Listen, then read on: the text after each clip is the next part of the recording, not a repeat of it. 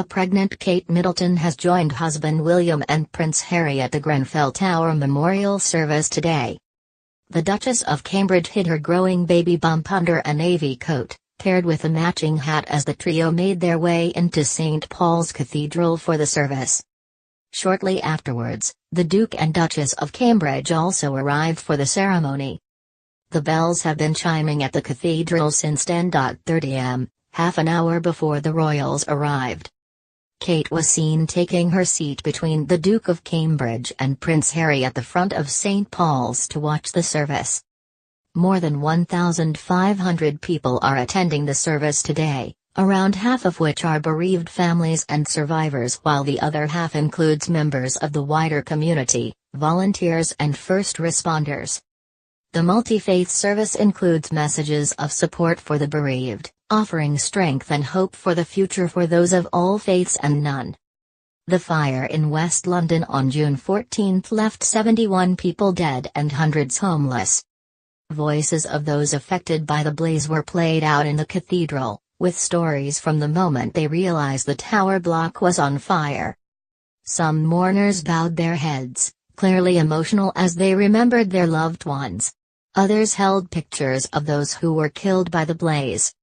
In an address, the Bishop of Kensington told the emotional congregation that today would have been the first birthday of one of the youngest victims killed in the fire.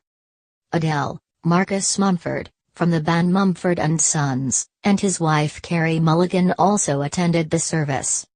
A banner with the Grenfell heart is being displayed in the domed building, while the Ebony Steel Band, the Portobello Road Salvation Army Band, an Islamic girls' choir from the Al-Sadiq and Al-Zahra schools, and the St. Paul's Cathedral Choir are performing.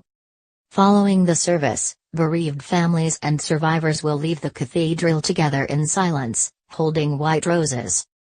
The royal family stood to talk with friends and relatives of the victims of the fire before they left the cathedral.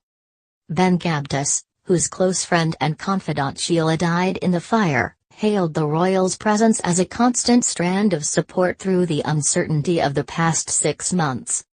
The 48-year-old said healing would take a long time and that the service and people's faith is an important part of what's getting them through. Mr. Gabtus said he had been immediately struck by the way the tragedy touched the nation, praising the almost immediate spontaneous, visceral response of people wishing to help. He said, another unifying force was the presence of the sovereign, which seemed almost immediate again in terms of they hardly needed to be consulted. I think the nation at that point appreciated her being present, and particularly William and Harry, and I think that was a unifying force of which there were no politicians who managed that.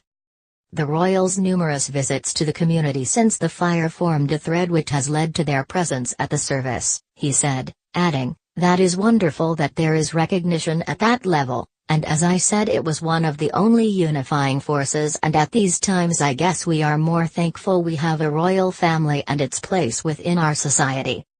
The Queen and the Duke of Cambridge visited victims and community centres just days after the tragedy, and both the Duke and Duchess of Cambridge, and Prince Harry, have supported countless projects since in a bid to help families and survivors. Meghan Markle was not in attendance for the ceremony after reports that she had flown back to the US to spend some time with her family and friends in LA. She has returned to London this week, and will join Harry, the Queen and the rest of the royal family at Sandringham on Christmas Day.